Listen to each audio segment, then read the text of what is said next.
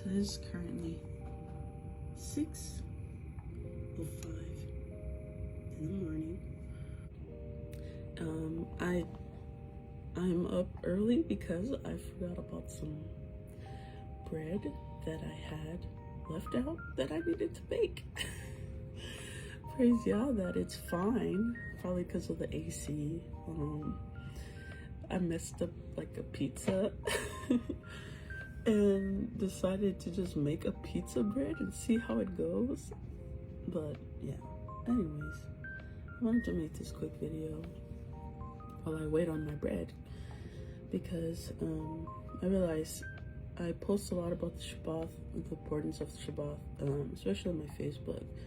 And some people may look at that and they might feel that people who say you should be keeping the Shabbath, that they're trying to be better than them, or they're trying to, hold something over their head.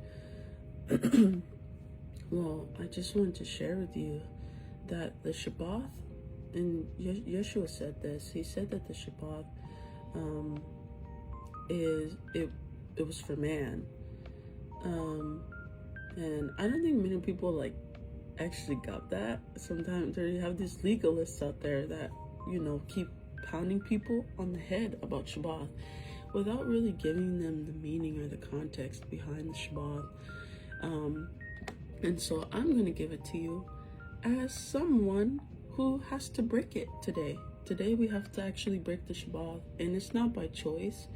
In a few hours, we're going to have to travel down to a city an hour away. Well, really, I don't have to go. My husband, he asked me, "Oh, would you like to go?" And I'm like, "Yeah, I'll go with you." And, at first I was like, "Why did you choose to work on the Shabbat?" But he pretty much does work. It's not by choice. He has to do it. He's in, the position he has to do it. And that's the reality of being in Babylon. Some things we can't get out of, but that's why we have Yah's grace. And just to say, if you're somebody that is,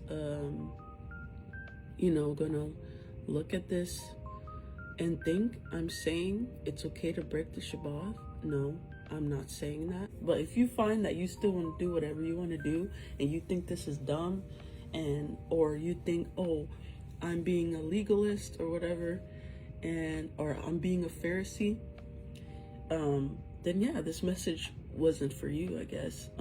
But I pray that it plants a seed, and one day you will start to, try to follow after the Most High and after His way, after Yeshua.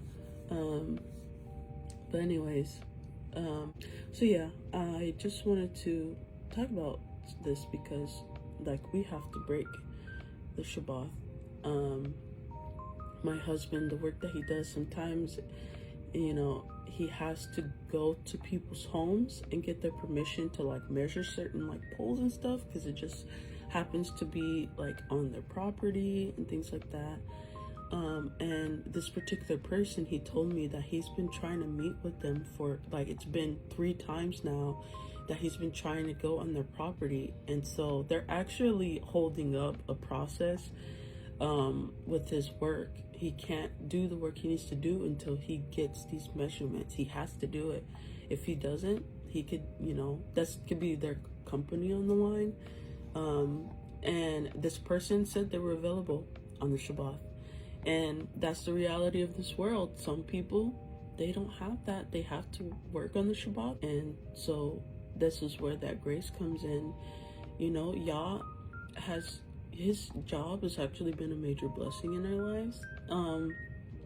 And so, sometimes there has to be compromise, at least right now, because we live in Babylon, and this is the Babylonian system. It does not care about the Most High's commands or laws. And so this is one of those things that just has to be done, because, if he doesn't get this,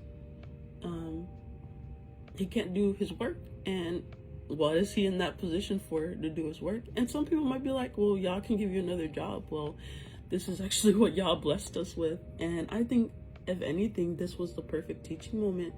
This is actually the first time that my husband has had to go out on a Shabbat. So weird. But I want to show you something that Yah showed me about the Shabbat. That it was never meant to be a burden for you. And actually, the Shabbat is a sign of his promise. His promise that he will be making everything right. So I'll just give it in a small demonstration. So on Thursday specifically, Thursday we call it preparation day, because Friday you pretty much have a limited amount, especially if you're working, you have a limited amount of time to get your house in order so that you can rest on the Shabbat.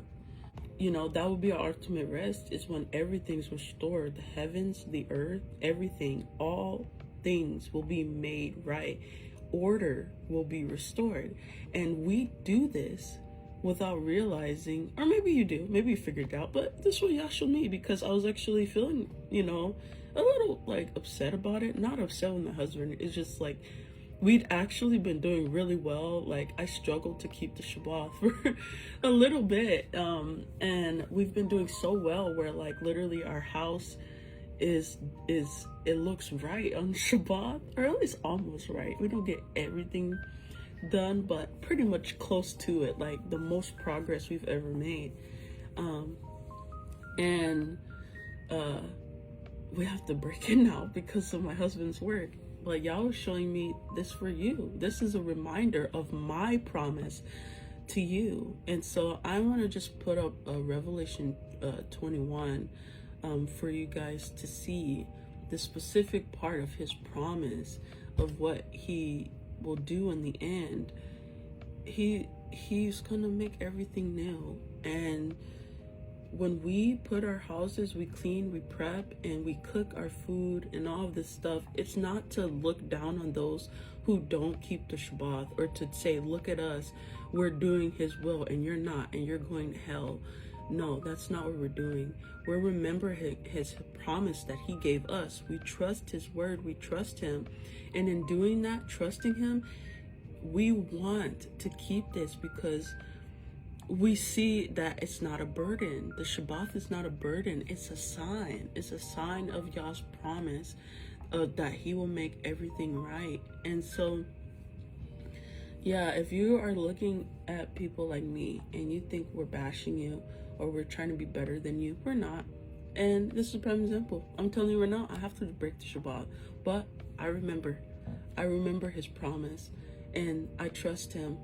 And so I know that he has us, that even though we have to break it today, later on today, I know that he still has us. And that's what this is, trusting him. This walk is trust. This walk is, he sees our situation, right? So I trust that he sees the situation. I trust that he knows we're not doing this on our own will. We don't want to. And he knows that.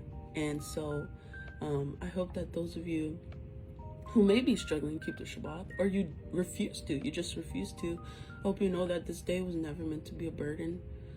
It's a promise. It was a sign of a promise. Just like the rainbow is a sign of a promise, the Shabbat is a sign of a promise. And so I'll read that for you. And then this video will end. So this is Revelation 21. It says, "And I saw a renewed heaven and a renewed earth, for the first heaven and the first earth were passed away. There was no more sea. And I, Yochanan, saw the holy city, renewed Yerushalayim, coming down from Elohim out of heaven, prepared as a bride adorned for her man. And I heard a great voice out of heaven saying, Behold, the tabernacle of Elohim is with men, and he will tabernacle with them, and they shall be his people, and Elohim himself shall be with them, and be their Elohim. And Elohim shall wipe away all tears from their eyes, and there shall be no more death, neither sorrow, nor crying, neither shall there be any more pain, for the former things are passed away. And he that sat upon the throne said, Behold, I make all things new. And he said unto me, Write, for these words are true and faithful." I'm actually planning on doing future videos on this chapter. because I think there's just so many good things in it that I think like y'all revealed to me, and I would like to share with you guys. But I hope this helps someone, and Shabbat Shalom.